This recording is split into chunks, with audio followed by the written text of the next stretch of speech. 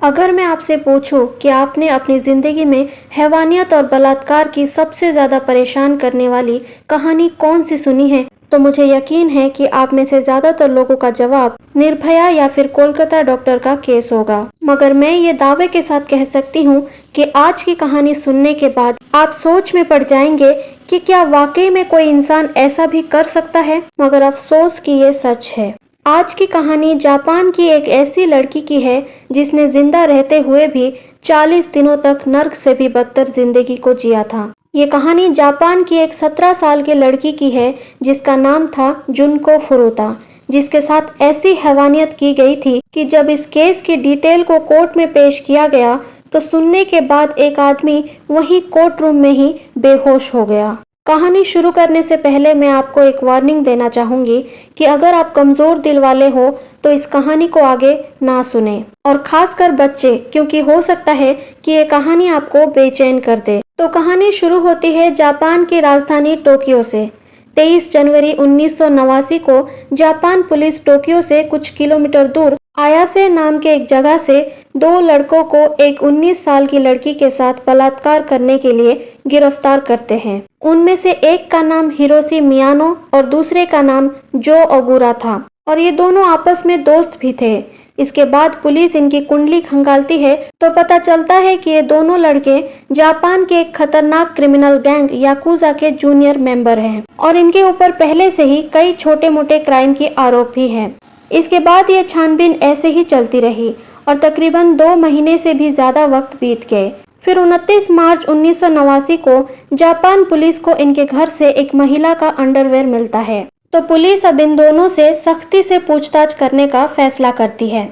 इसके बाद दोनों को अलग अलग कमरे में बिठाकर पुलिस पूछताछ करना शुरू करती है, मगर इन दोनों में से कोई भी अपना मुंह नहीं खोलता। इसके बाद पुलिस को याद आता है कि आज से तकरीबन 4 महीने पहले आयासे में ही एक महिला और उसके 7 साल के बच्चे का मर्डर हो गया था। तो पुलिस को लगता है कि कहीं उस मर्डर में भी इन दोनों का हाथ तो नहीं है, इसलिए अब पुलिस अंधेरे में ही एक तीर मारती है और हिरोशी मियानो से कहती है कि हमें पता है कि तुमने किसी का मर्डर भी किया है। पुलिस की ये बात जैसे ही हिरोशी ने सुनी तो वो घबरा गया और उसे लगा कि शायद उसका दोस्त जो ओगुरा ने सब कुछ बता दिया है, जो कि दूसरे कमरे में था। पुलिस की ये ट्रिक काम आ गई और थोड़ी नानुकुर करने के बाद आखिरकार हिरोशी मियानो टूट गया और बोला कि हाँ, उसने एक मर्डर किया है।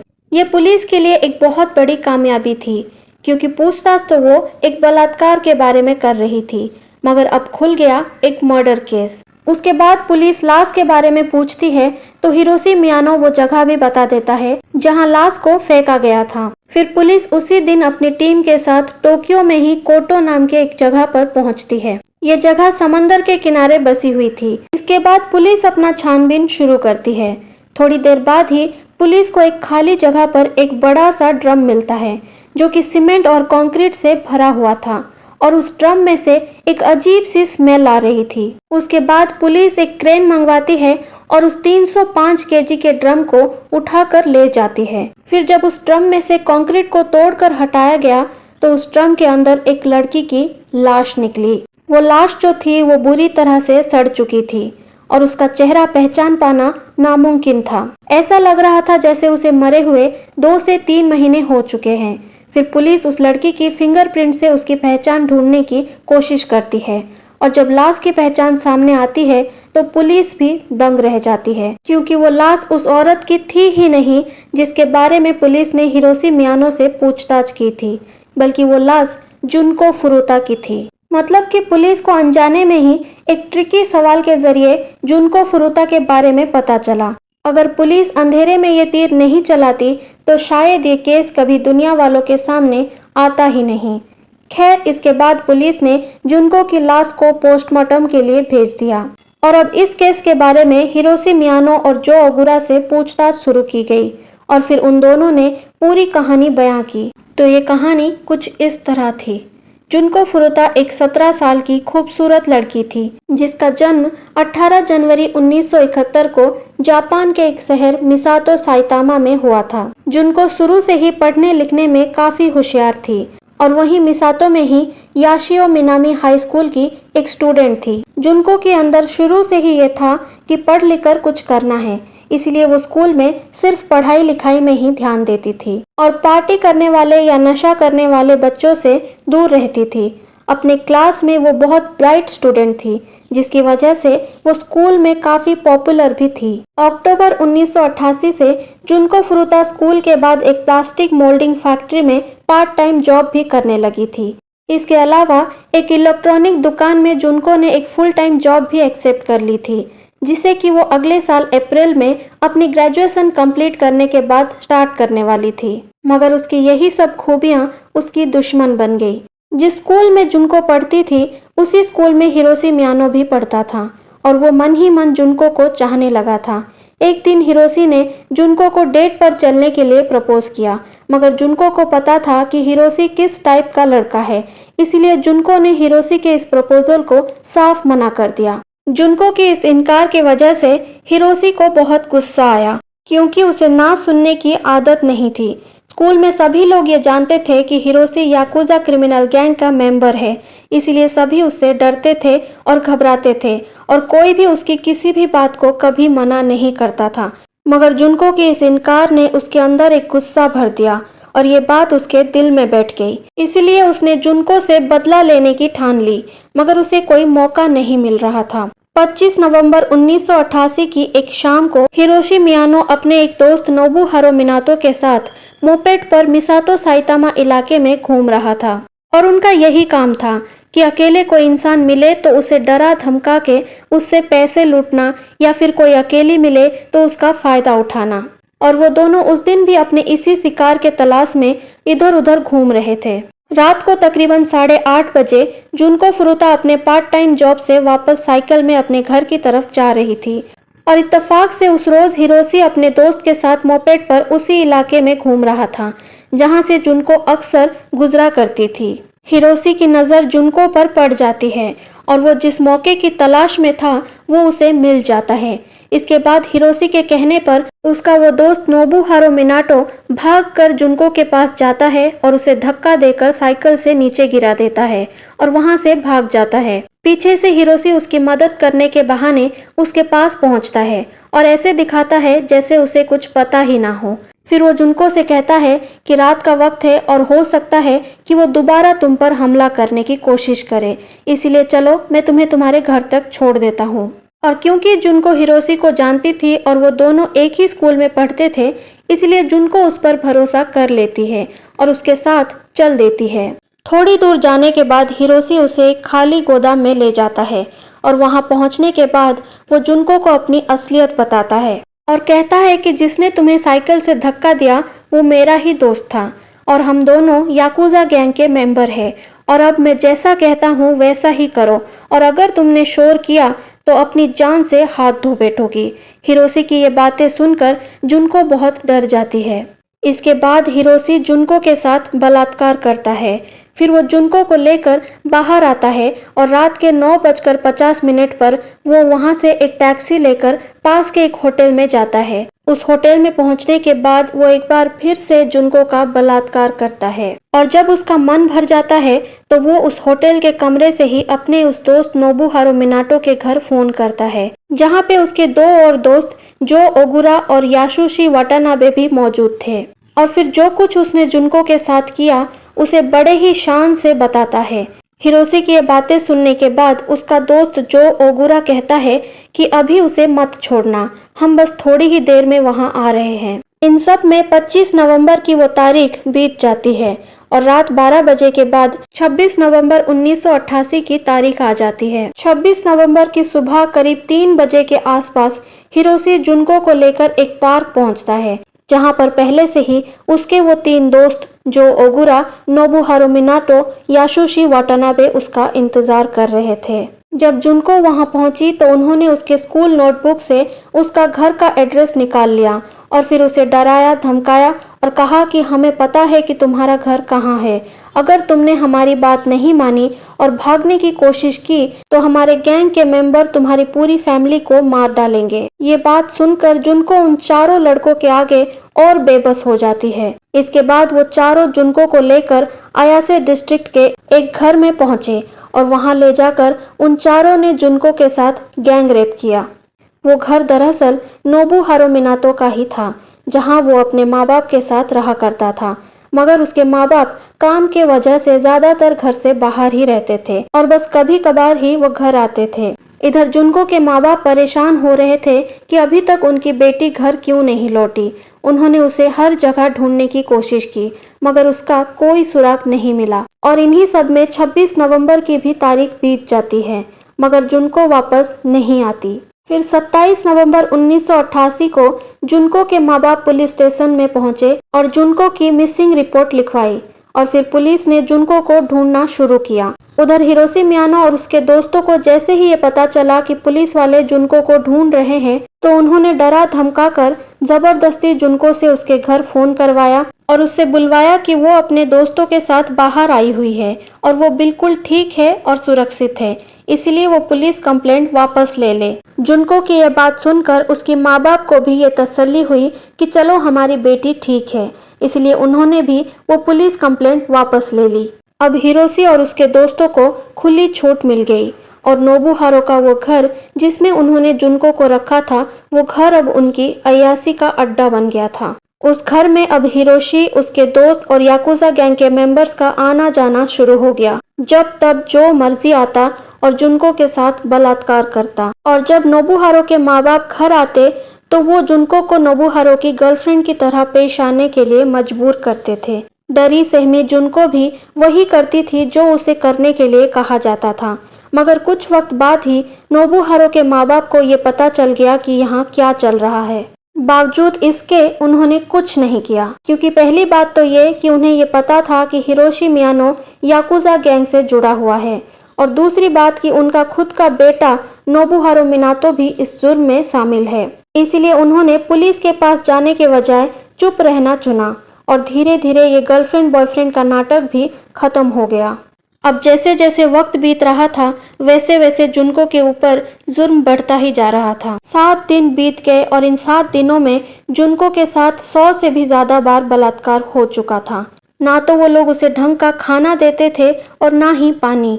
जुनको को पूरे दिन नंगा रखा जाता था और याकुजा गैंग के जितने भी मेंबर आते थे उन सब के सामने उसे ऐसे ही लाया जाता था। उसे सबके सामने नचवाया जाता था और फिर गैंग रेप किया जाता था। उसे बुरी तरह से पीटा जाता था। जबरदस्ती बहुत सारी शराब पिलाया जाता था। एक साथ 2-2, 3-3 सिगरेट पिलाया जाता था। दिसंबर की जमा देने वाली ठंड में भी उसे बिना कपड़ों के ही बालकनी में सुलाया जाता था। मगर ये सब अत्याचार करने के बावजूद भी उन्होंने जुनको को नहीं छोड़ा। इसी बीच 9वें दिन जुनको किसी तरह फोन के पास पहुंच जाती है और पुलिस को कॉल लगा देती है।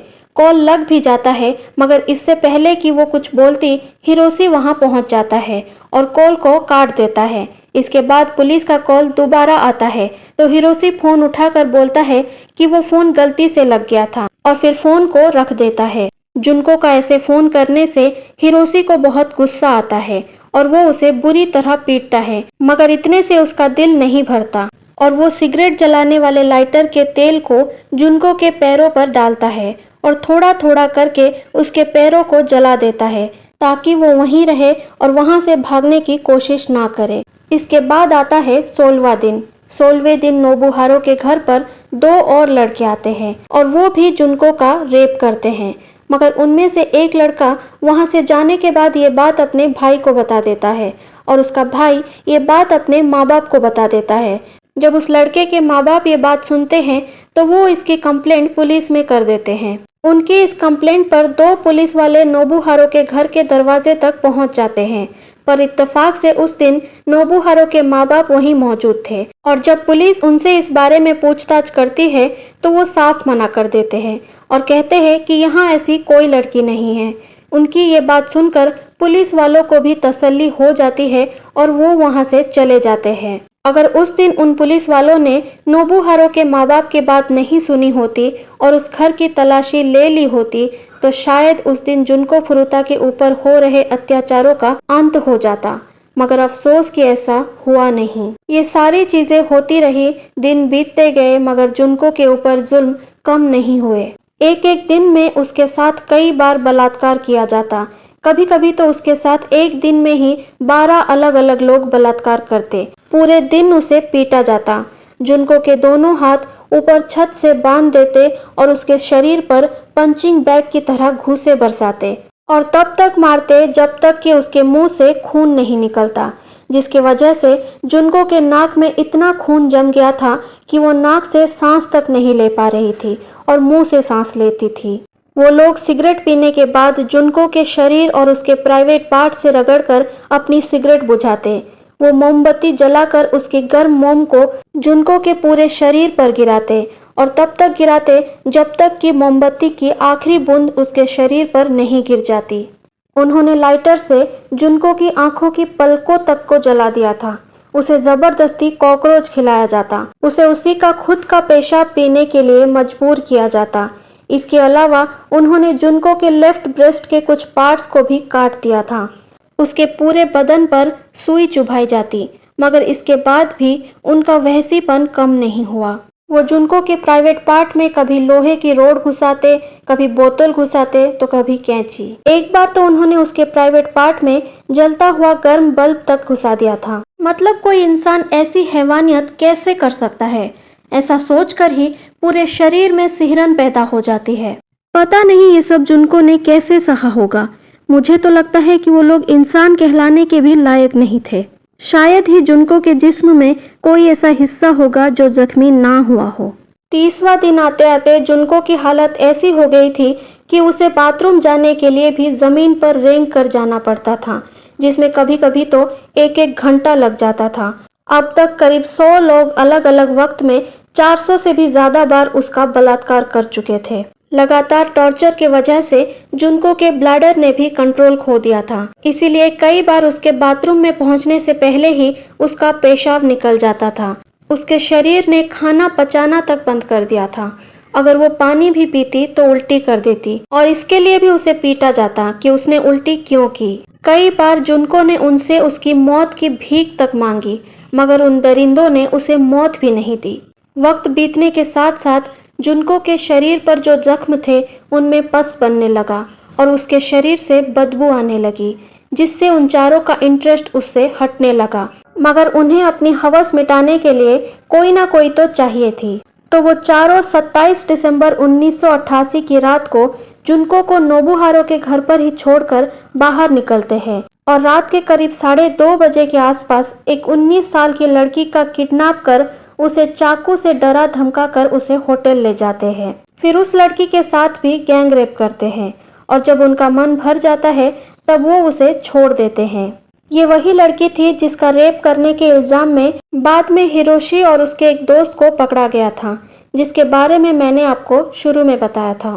खैर, इसके बाद 1988 का वो साल बीत जाता है और 1989 का नया साल आ जाता है। हिरोशी मियानो और उसके दोस्त नए साल मना रहे थे और उधर जुनको अपनी मौत का इंतजार कर रही थी।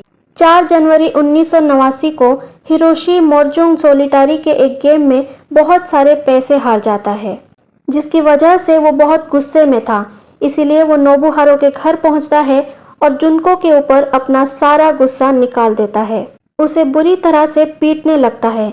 उसके बाद वो सभी मिलकर फिर से जुनको के ऊपर लात और घूंसे बरसाते हैं। जुनको का पूरा चेहरा सूजा पड़ा था, फिर भी वो दरिंदे उसके चेहरे पर मोमबत्ती के गर्म मोम गिरा रहे थे। उसके बाद जुनको को सीधा जमीन पर लेटा दिया गया और जो लोहे का डंबल होता है उसे जुनको के ऊपर से सीधा कभी उसके पेट पर, कभी पैर पर तो कभी हाथों पर गिराने लगे। इसके बाद हिरोशी थोड़ा थोड़ा करके उसके शरीर पर लाइटर का तेल डालकर उसे किस्तों में जला रहा था। उस रात तकरीबन 2 घंटों तक उन चारों ने जुनको के साथ ये दरिंदगी की। शुरुआत में तो जुनको ने अपने आप को उन दरिंदों से बचाने की कोशिश की, मगर थोड़ी देर बाद ही उसने भी रिस्पॉन्स देना बंद कर दिया। एक तरह से वो एक जिंदा लाश बन चुकी थी। ये सब करने के बाद वो चारों जुनको को वहीं छोड़कर चले गए, मगर उस रात हिरोशी मियानो ने जो लाइटर का तेल होता है वो कुछ ज़्यादा ही डाल दिया था। और लगातार 2 घंटे तक चले इस टॉर्चर को जुनको अब और झेल नहीं पाई और 40 दिनों तक इस नर्क से भी बदतर जिंदगी को झेलने के बाद 4 जनवरी 1989 की उस रात को जुनको की मौत हो जाती है। और मुझे लगता है कि अच्छा ही हुआ कि उस रात जुनको की मौत हो गई, वरना नामालूम और कितने दिनों तक जुनको को ये दरिंदगी झेलनी पड़ती। अगले दिन जब वो चारों दरिंदे याकुजा गैंग के मेंबर्स के साथ घूम रहे थे तो नोबुहारो का छोटा भाई जो घर पर ही था और उसे भी जुनको के बारे में सब कुछ पता था, उसने कॉल करके उन चारों को बताया कि जुनको कल से ऐसे ही पड़ी हुई है और लगता है कि शायद वो मर गई। ये खबर सुनते ही वो चारों भागे भागे नोबुहारो के घर पहुंचते हैं और फिर चेक करने पर पता चलता है कि जुनको की सच में मौत हो चुकी है। उसके बाद वो चारों मिलकर जुनको की लाश को ठिकाने लगाने का प्लान बनाते हैं।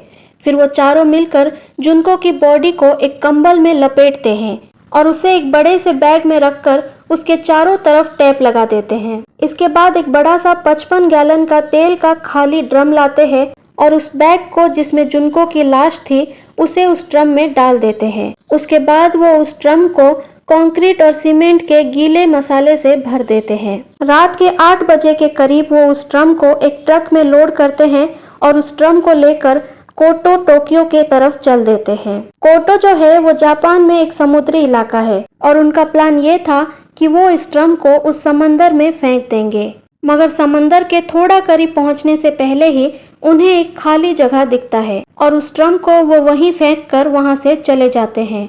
और इसके आगे की कहानी मैंने आपको इस वीडियो की शुरुआत में ही बता दिया था। जब जुनको फुरुता की ये कहानी पुलिस के सामने आती है तो पूरा पुलिस स्टेशन हिल जाता है। उन्हें भी यकीन नहीं होता है कि कोई इंसान ऐसा कैसे कर सकता है। हिरोशी मियानो और जो ओगुरा की इस गवाही के बाद उनके बाकी के दोस्त नोबुहारो मिनाटो और यासुशी वाटानाबे को भी गिरफ्तार कर लिया जाता है। मगर यहाँ एक अफसोसजनक बात ये थी कि ये चारों ही नाबालिग थे, इसलिए पुलिस इनकी पहचान दुनिया वालों के सामने नहीं रख सकती थी और ना ही इन्हें मैक्सिमम सजा या फांसी दी जा सकती थी।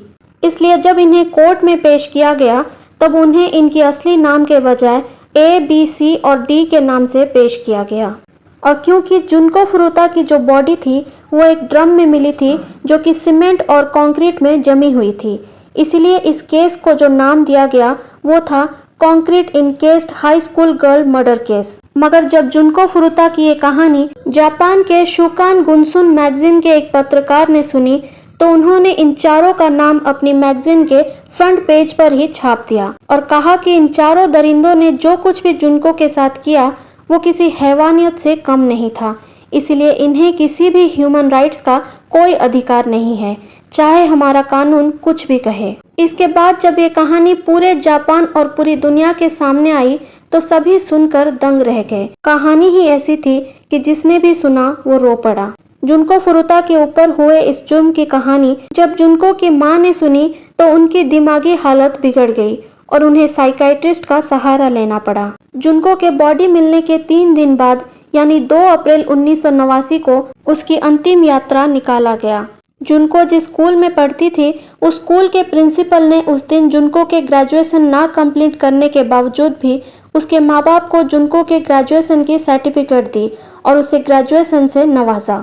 जिस इलेक्ट्रॉनिक शॉप में जुनको ग्रेजुएशन के बाद काम करने वाली थी उस शॉप के ऑनर ने भी जुनको को वो यूनिफॉर्म भेंट की जिसे पहनकर जुनको उस दुकान पर काम करने वाली थी। उस यूनिफॉर्म को बाद में जुनको के ताबूत में ही रख दिया गया। अगर जुनको के साथ ये सब नहीं हुआ होता तो शायद अगले दिन यानी कि 3 अप्रैल 1989 उसकी जॉब का पहला दिन होता, मगर अफसोस कि उन दरिंदों की वजह से ऐसा नहीं हो सका। जुलाई 1990 में टोक्यो लोअर कोर्ट ने हिरोशी मियानो जो कि इस क्राइम का लीडर था उसे 17 साल की सजा सुनाई और बाकी जो ओगुरा, नोबुहारो मिनाटो और यासुशी वाटानाबे को 6-6 साल की सजा सुनाई। उसके बाद इन लोगों ने इस फैसले को टोक्यो हाई कोर्ट में चैलेंज किया, पर टोक्यो हाई कोर्ट के जज यूजी यानासे ने हिरोशी मियानो की सजा को 3 साल और बढ़ाकर 20 साल कर दिया और बाकी तीनों की भी सजा को 6 साल से बढ़ाकर 9 साल कर दिया। उस जज ने अपने फैसले में ये भी कहा कि इस पूरी दुनिया में ऐसा कोई भी शब्द नहीं है जो जुनको फुरुता की इस दर्द को बयां कर सके। बाद में उन दोनों पुलिस वालों को भी उनकी लापरवाही के लिए सस्पेंड कर दिया गया, जो नोबुहारो के घर तक पहुंचकर भी वापस आ गए थे और घर की तलाशी नहीं ली थी। मगर वाकई में जिस दरिंदगी के साथ एक 17 साल की लड़की को नोचा और घसीटा गया, इससे पूरी इंसानियत शर्मसार हो गई। नामालूम जुनको ने नर्क से भी बदतर वो 40 दिन उन दरिंदों के बीच कैसे बिताए होंगे। बाद में जुनको के ऊपर कई किताबें लिखी गई, उसके ऊपर गाने और फिल्म भी बनाए गए। कोटो जापान में जिस जगह पर जुनको की बॉडी मिली थी, वहाँ पे एक मेमोरियल भी बनाया गया और उस पूरी जगह को वाकासु नाम से एक पार्क में तब्दील कर दिया गया। आप आज भी अगर कभी जापान जाए तो उस पार्क को देख सकते हैं। तो ये थी जुनको फुरुता की दर्दनाक कहानी। उम्मीद है कि आपको ये वीडियो पसंद आई होगी। तो मेरी आपसे ये निवेदन है कि आप इस वीडियो को लाइक और शेयर कीजिए और इसी तरह से क्राइम और सस्पेंस से जुड़े सच्ची घटनाओं को सुनने के लिए इस चैनल को सब्सक्राइब जरूर कीजिए। मैं आपसे फिर मिलूंगी एक नई कहानी के साथ एक नई वीडियो में। तब तक के लिए अपना ख्याल रखिए और हमेशा सतर्क रहिए। धन्यवाद।